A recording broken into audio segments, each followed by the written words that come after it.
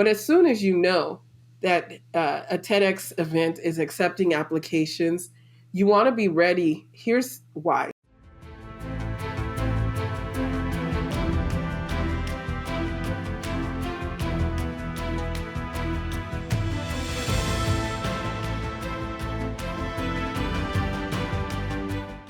I don't believe it. I got the queen, the TEDx queen in the building. And I'm not saying that just to be saying it. If you know, like I know around the TEDx community, she is one of the most elite coaches providing value for TEDx speakers and soon to be TEDx speakers just like you. Emem Washington, welcome to the show. Thank you so much, Robin. I love that welcome. I appreciate you. And I'm taking you to my next speaking engagement. Yo, I'll be your hype man. I'll just pull up. I'll be like Flavor Flav out in the TEDx Flavor Flav. I'm going to just start charging people to like take me with them. Let's go.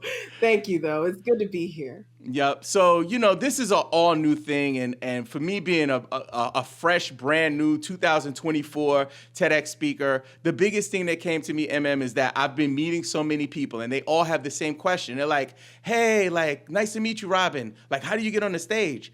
How do you get on the stage? And it's this same question coming over and over again. And I'm not out here trying to front like I know all of the ways, but I know my way. So I figured the best, plan would be to get as many knowledgeable people on record sharing their story. And you are actually the first speaker that we've had that's not only done 2 talks, but you also coach people, and you've coached a bunch of people to get to the TEDx stage. So the first question I have for you, is about your origin story for TEDx. Your first talk in 2020, Life Lessons My Iron Taught Me About Overcoming Adversity. I checked it out.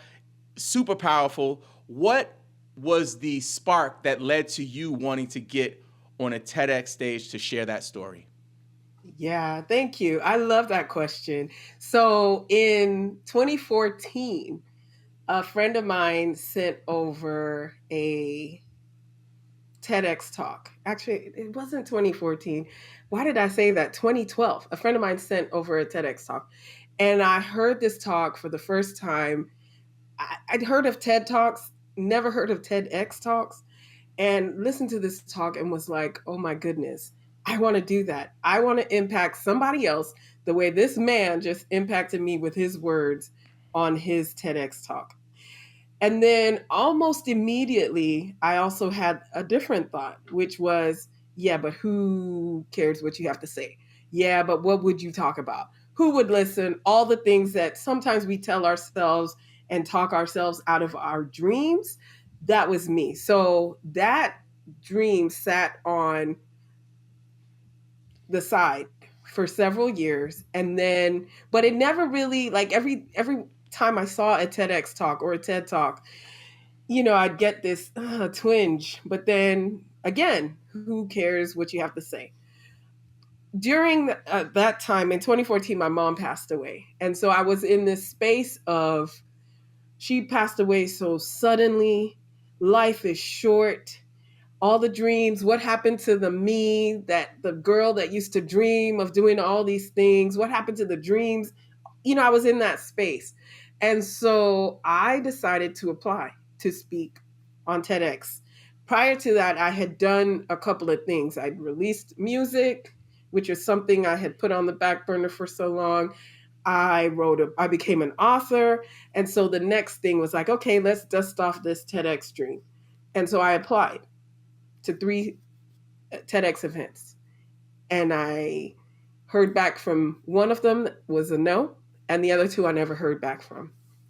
So old me probably would have been like, yeah, maybe I'm not cut out for this. But in that season I was in, it was that season of dust off your dreams. Life is short. Go get, that type of thing. So I applied again in 2019 and I landed my dream stage. I call it my dream stage because I almost didn't apply. It was in London, in England. And I, as a TEDx speaker, that a lot of times when you apply, especially pre-pandemic, when you apply, they're asking, what ties do you have to this city, to this location? What, they want local talent, local ideas a lot of times, especially back then.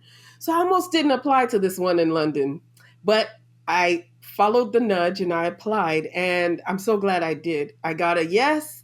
It was one of the highlights of 2019 for me. It was at the end of 2019, so the talk came out in June of 2020. So that is my origin story for my first TEDx talk. Yeah, and I think when I heard that first talk, and like I told you in our text messages back and forth, that for the second time you come on, I want to talk about your second talk. So we'll save that. But for your first Absolutely. talk, the thing that really hit home for me was you talking about your mom. And Yeah. as you know, with my talk, it was Yeah. rooted in, my connection with my mother and losing my mother. So when Yes. I heard your talk, it was almost like you brought in these different layers of storytelling that kind Mm. of equated to the message, you know what I'm saying? And it was powerful for me. So Thank you. when you talked about being a single mom and you had this eureka moment, you went to go grab a pen and paper to start jotting down these lessons from this iron, which is wild, right? Talk to me about the power of storytelling when it comes to a TEDx talk, because it almost seems like it was an organic experience for you. You tied not just the lessons of the story of, hey, here are the ideas from the iron, but also you weaved in the other stories of your life. So talk to me about the power of storytelling, specifically around getting on a TEDx stage.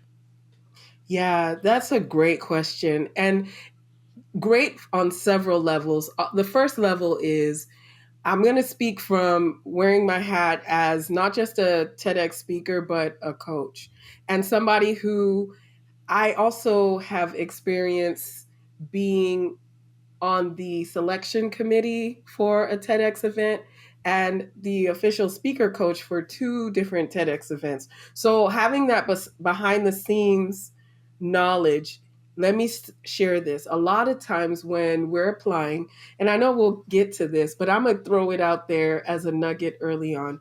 When we're applying to speak on the TEDx stage, we lead with our stories.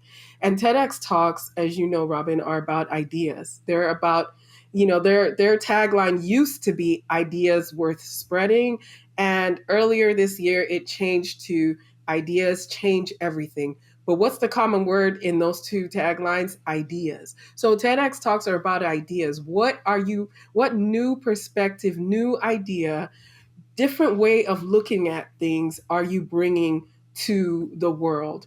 And so, having said that, there is definitely a place for a story, but your story is in service of that idea, right? And it really is about one idea, not like several ideas that you can't go deep on because you only have 18 minutes, which really these days is like, I have a client that just gave a talk last week and hers, she was told 8 minutes.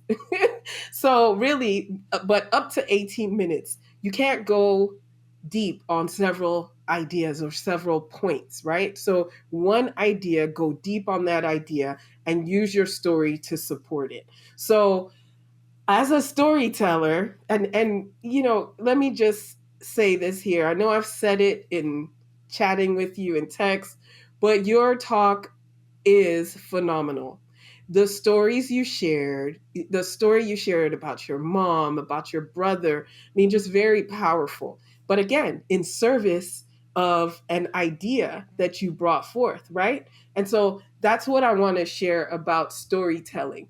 You can be the best storyteller, but let there be something that you're supporting you're supporting with that story, and also what is the takeaway for the audience. It's not really just about let me go share my story and hope to inspire or motivate. There has to be some sort of idea that you're connecting that to. That's good. That's good. That's a nugget. That's a nugget.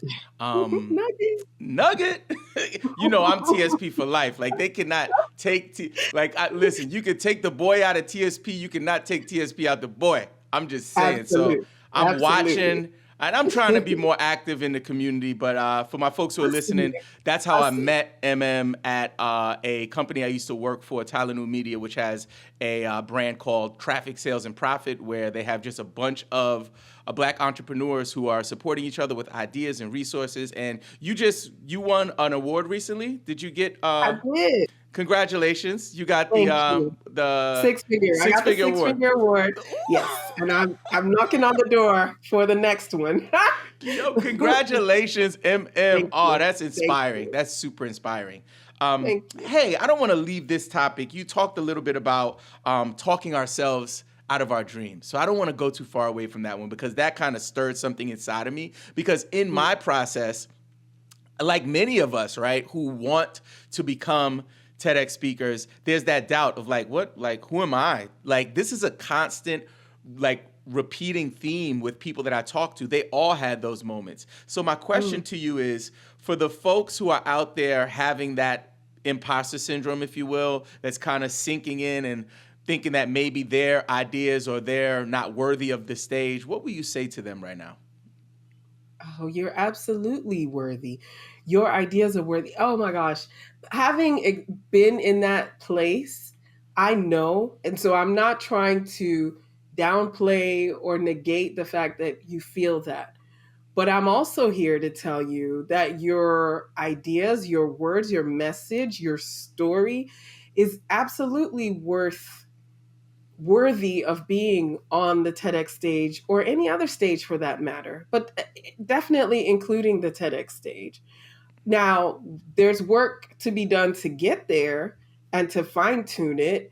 As you know, Robin, there's work that is involved, but don't count yourself out before you even get to that place of applying. And if you've already applied and you heard no, well, I just shared with you that I applied to 3 places the first time and I made all the mistakes. And yet here I am today, So don't let a no hold you back. And then don't let the no, internal no in your head, in your mind, in your heart hold you back either. Mm, mm. I love that. Another thing you said was dust off your dreams. Ooh, because I was speaking to my therapist recently, and my therapist. I know you mentioned in your talk that one of your foundational pieces is your faith and church, and I'm the same way, right? So we're like totally open with discussing Christianity in this space, so that's fine. And if you have Awesome. another Awesome. belief, that's okay. We'll be inclusive to you as well. But for Yeah. me, my therapist is like a Christian therapist, right? Yeah. And we had this discussion very similar to Dust Off Your Dreams, but it really was about the death of a vision and the birth of a vision. And Whew. it sunk in so deep for me, MM, because I'm sitting here on my wall. I have like these 5 items that I'm working on, right? Like these very important items in my life. Part of it is Mm, creative, part of it is professional, part of it is fused, right? And mm, there's some mm, overlap with my personal life as well. And I'm feeling like, man, I might have to trim some of this down so I can give birth to something else. And he told me something that was so powerful. He said, like, God is going to show you.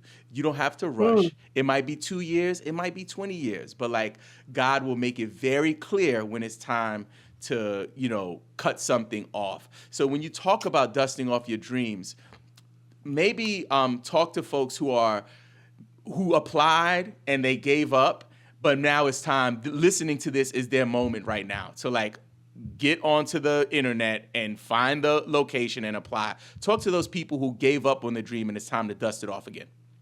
Yeah. So if that's you, listen, consider this your invitation from Robin and myself to apply again, to give yourself another chance. And almost as important as giving yourself a chance is giving the people that are on the other side of your message a chance to hear that message, right? So the TEDx platform, the reason we're talking about that, it is one of the best platforms, most recognized platforms around the world. And so there's a message that you have and the way that you will deliver it that neither Robin nor myself nor anyone else can deliver in the way that you can. And so let me break it down as Mm, far as your TEDx, yes and your TEDx no. You might have applied and not gotten accepted, not because your idea was not good, but because they have hundreds. I have clients who when they get their yes, the email says, out of 350 applicants, we narrowed it down to 30 for interviews. And then from there, we narrowed it down to 10 or 12 or 8, you know, to so and they were and they're not lying when they say we got great ideas, but we only had so many spots. So they're in a tough position, and I'm not envious of that position of having to choose. I've been on that committee and having to choose. So I know that it's not always that your idea or that your application wasn't good. Sometimes it was great. But let's say for you applied to just one TEDx event, and that the theme for that year is emerge. I'm going to use the word emerge. And then let's say that they have, keeping in mind that they want diversity of ideas, they want diversity of thoughts. So keep that in mind. And then let's say they have you're applying and your talk is going to be about, I'm just going to put autism, excuse me, as the example I normally use, or resilience or whatever. So your talk is on autism. Somebody else, 3 other people, 10 other people apply and their talk is on autism. They're not going to want to pick every talk on, they're probably going to want just one because, okay, now autism, and you found a way to make it aligned with their theme. And then they'll move on to another broader topic just because they want diversity. So you don't know whether your application was not accepted because you don't know the reason. So again, do not count yourself out. Apply again and cast a wider net sometimes. I told you that I applied to speak in London, and at that time I'd never heard of anyone that had spoken. I never knew anyone that had spoken outside of the US. And so it was like, okay, we're doing this. So cast a wider net. No, I love All right. that. I love that. And some of the people that, because I'm doing a newsletter, right? Every Tuesday I drop a newsletter, and I try my best to share a TEDx application for the people. Like, hey, here's this application. It's open enrollment or open application all year. Apply. And you know what? Yes. Some people are wild out here in these TEDx streets. You know what people are saying to me, MM? They're saying, "Oh, that's too far away." I'm like, Are you kidding? what? Are you Wait a what? minute. It's why you want to get on a TEDx stage, but you telling me that you don't want to apply for the one in California because it's too far. That kind of limited belief system around like you just need to speak at the TEDx in your city. We gotta be off of that in 2025. Like, isn't that wild? It is wild. It is. And I actually it's rare, but I've had clients who limited to a certain geographic, maybe the 5 surrounding states around, the DC area or whatnot. And, they have their reasons, but I do, just like you, I do want to let you know that you're limiting yourself. You're now limiting the opportunities that might be available to you, because as we've just shared, it's very competitive. There are lots of people that want to give TEDx talks, and so if you're limiting it just to your city, just keep that in mind. Yep, love that. So listen, the first part of this interview was great, and I'm grateful for you. We're about to take it up a notch. We about to go Okay. full on value, tactical, technical discussions. Okay, you ready, All MM? right. I'm ready. Okay, so the first one, I want you to talk about the selection and application process on a technical level, right? What just simple tricks or tips that would you give someone who's applying for the first time, specifically around their application? I know for me, one thing that I've learned is to do a little bit of research on the actual theme of the of the chapter? Like, what is their theme this year? How could you weave something in that could speak to that theme? What kind of tips would you give folks who are applying for the first time? Yeah, that's a big one. That's one that I usually share as well. Also, something as simple as in the application, if they tell you to give your idea or give your summary of the idea, description of the idea in 200 words or less, or in 50 words or less, sometimes I've seen 30 words or less, don't make it 31 or 51 or Mm, whatever. Don't go over by one word. that is Literally. good. Listen to the It's instructions. yes, because let me tell you, they on the other side, when you're on the other side looking at applications, there's so many. So you're not going to spend time like on the one that gave you a whole page when you asked for 50 words. You're just going to immediately put it in the taller stack of next time, maybe next time. And just keep going, because how do you weed? That's one way to weed people out. Same instruction when it comes to if they have you do an audition video, right? To submit a video as part of the application, and they tell you 90 seconds, don't do 91 seconds. In fact, if you can make it 89, just so, because sometimes you'll record it, it says 90 seconds on your phone. And then when you upload it, it's like 91 seconds. I don't know how that happens, but sometimes it's happened to me. So follow the instructions, because that's signaling to them that if they do select you, you'll be easy to work with. Nobody wants a diva to work with where they're telling you, okay, this deadline is coming up for you to submit your outline, and then now the first draft of your talk, and then if you can't follow instructions on the application, yeah, that's not a good look for them with the process.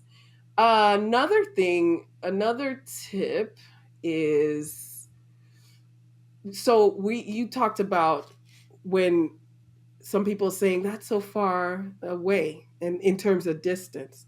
Let me talk about far away in terms of deadlines. So don't wait until the last minute to apply. If you can apply the earliest you can apply. Maybe if you found out today and the deadline is tomorrow, okay, that's understandable. But as soon as you know that a TEDx event is accepting applications, you want to be ready. Here's why. We've already talked about it a little bit, but let me explain it. Again, if two people submit an application on the broad topic of resilience, even if their unique ideas are different, but again, we want diversity in our, and when I say we, I'm talking from the perspective of the TEDx organizer. They want diversity in their presentations every year. They want to serve their audience in a great way. So if somebody else applied a week, 2 weeks, whenever ahead of you, and you're here trying to slide in on the day before or 2 days before, and both of y'all are speaking on the broad topic of resilience, but they've already looked at this one and said, this is interesting. We like this. Let's set this to the side and continue our screening process. If they see your application several days later, well, this is nice, but we already have a talk on resilience. So the moral of the story is get your application in as soon as possible, unless you just can't help it. Like I said, you just found out about it, go ahead and apply. Mm, mm, mm. Love it. Man, we are getting tactical up in here. And I appreciate you sharing your story and stuff, but I know that folks, you know how folks are. They're like, just give me the step by step. So this is good. I got more. So in terms of strategies around the creative process. So I know, with your coaching services, you support them from the beginning to to after the talk comes out, right? Talk to me about that creative process, rehearsal, memorization versus bullet points. Just give me like a little breakdown of what it looks like for a speaker in that process. And if you could share a little bit of your own experience especially for your first time speaking, and then now what you teach your clients and students. Yeah. So for me, I've never been the speaker who memorizes the talk. And so I really struggled my second talk because I was like, well, let me go ahead and do this memorization thing because they were, they stressed it. Like, oh, we want you to memorize by this date. And so it was a struggle for me.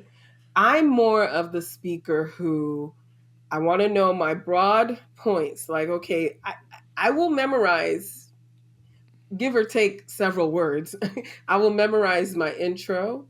I will memorize how I want to end my talk.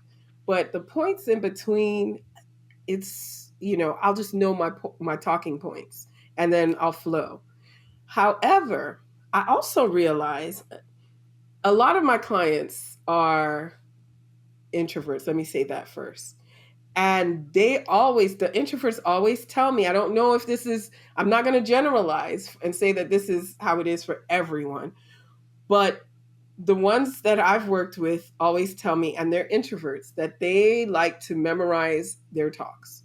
They want to know word for word what they're going to say, where they're going to stand when they say it, and things like that. So I work with what works for you. So if you're the type of speaker who, like me, you're like, let's just know all these points, and then we'll figure it out. It'll come out differently each time, but the gist of it will still be the same.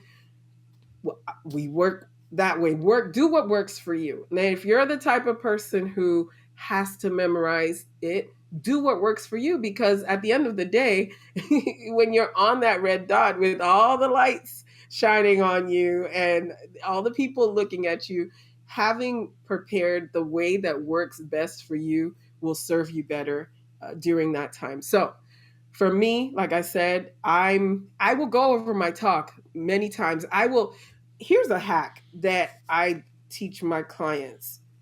Record yourself giving your talk in your best tone, and you do that to see yourself time yourself. You do that also, just record yourself and then listen to that daily. Once you have your talk finalized, listen to yourself giving that talk as many times as possible. So how we listen to songs, and every time, the more we listen to it, we pick up more words, more lyrics. Same thing with listening to yourself talk and give, so then it becomes second nature to you. That's good. For me, I was so anxious about the memorization piece. And Mm-hmm. I'm blessed where I have a few friends who have given TED and TEDx talks. So I did like these mentoring sessions with them. One of them was Mm-hmm. like, yeah, I memorized that bad boy word for word. The other one was like, who? What? I just like had my bullet points and did my thing. And when I Yeah. tell you, MM, that recording yourself piece Mm-hmm. was my foundation. Mm. I recorded audio versions of myself, and then I Yeah. also did video. Yo, just to Yeah. take it a step beyond, I would go Yep. to the venue. I'm lucky where I live close to the venue. I would travel over to the venue, set up my camera outside of the building just so I could I get the love it. vibes, MM. I was I so love locked in. Like when I I love it. I love it. when you think about the Mamba mentality, I don't know if you follow basketball, but I'm a big basketball fan, and Kobe Bryant is Absolutely. one of my faves. Like I was locked in like Kobe Bryant level for my TEDx talk. I I was love it. living, breathing, pooping, everything, everything TEDx. I would Everything. literally I would log my times. Like for every one, I would just log the times. I was logging how many TEDx talks I was watching and which ones I wanted to watch. It Oh was yeah. like totally immersed. So that's Yeah. another thing. Yeah. Go all the way in. Absolutely, absolutely. I still have it, but I had a playlist of TED and TEDx talks, over 100, just listening to it at the time for my first one, I was going through physical therapy for an injury. I would listen to it while I was going through physical therapy, listen to it while I was going to work, and so on and so forth. So yes, yes, yes, I would listen to the playlist, but then also record myself and listen to myself. I love that you went to the building. If you have that a luxury of doing that, absolutely do it. Absolutely. Yep. And I have some a friend of mine who just gave a talk. He bought a rug, like he bought a circle rug, and he rehearsed on this rug. So again, whatever your thing is, but I know for me that was like being fully immersed in the entire culture of TED is what not just helped me to get on the stage, but also to, in my opinion, be able to execute a good talk. Absolutely. For my clients, I do 2-day intensives. And one on day two, we're standing on that rug. Each person, you're giving a talk. Might not be your whole talk because we're not there yet, but you're talking on that rug just to get yourself used to that. Mm-hmm. So absolutely, I believe in that. And then we'll even take a picture so you can put that on your vision board. Love that. So, and Vision Board has come up in probably 4 of the interviews that I've conducted. It's Oh, wild. Like okay. these same TEDx themes are coming up. So let's talk. I know I want to make sure we get to everything. Execution. Talk to me about the mindset for a speaker to be successful, how to maybe block out the noise. Like, what did you do, and maybe what do you teach your clients about execution actually on stage now? Yeah, I think that for just like we were saying earlier, for different folks, for different strokes for different folks. So for some people, so I want you to know ahead of time, before that day or that week, what works for you. Do you know? And if you don't know, let's figure it out. Do you know whether listening to inspiring messages from ET or Lisa Nichols or other people, uh, that's what grounds you, that's what helps you calm you down, that's what gets you fired up? Or do you know whether um, walking outside bare feet and letting your feet get, feel nature, being outside by the water, by the trees, whatever it is that gets you in that place of calm, in that place of able, ready, willing, and able to serve the people with your message. Let's figure that out ahead of time. For me, again, I'm big on playlists. So I had 2 playlists. I had one where I listened to rah rah motivating messages, and one where it was music that, with the right message. And then the other thing I have is, people call it you know, foul language. I'm going to call it your brag bank, where you write down a list of things that you've accomplished, you've achieved, things that seemed impossible at one time, and yet you've done them, so that you can remind yourself. Here's why. On my flight, on my way to London in 2019 for my TEDx talk, it was the first time that stage fright, I hadn't even gotten on stage, but it was the first time that I was like, oh my goodness, what is about to happen? Why did I let everyone know that I'm about to do this? I should have just done this. I was just so nervous, and I'm not normally I don't get nervous speaking, but it was a big deal, and I was so nervous. So I was able to look through, listen in to the things that calmed me down and grounded me.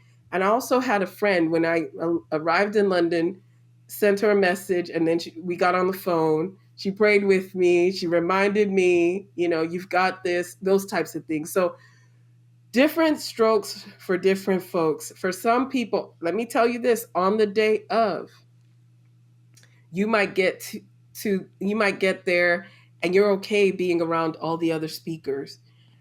But some of you might get there and you're like, I just need a quiet place by myself, put my in ears in my ear and just listen to, just tune out the noise.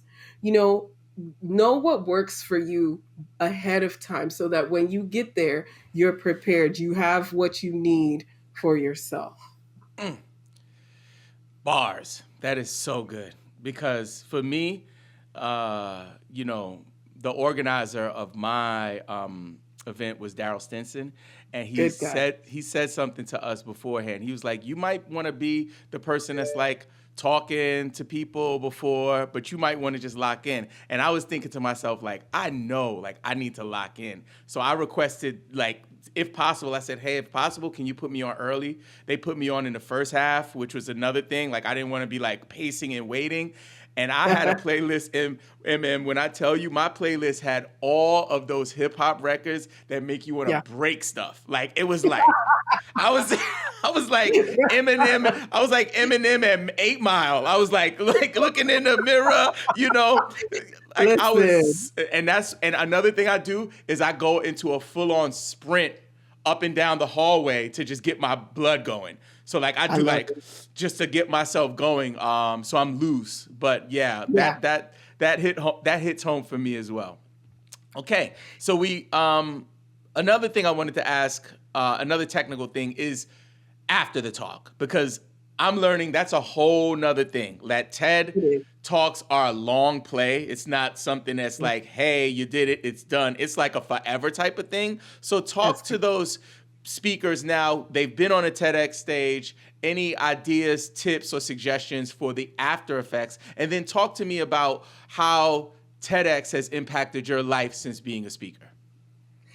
Okay, so let me tell you one key thing is that the goal of the TEDx organizer is completely different than your goal. There's some overlap in the sense that you want to serve the audience, they want to serve their audience. But for you as a speaker, you also want to be able to use this TEDx talk for other things. And so keep that in mind. How can you serve their audience and show them that you're serving their audience, but also how can I use this in service of myself?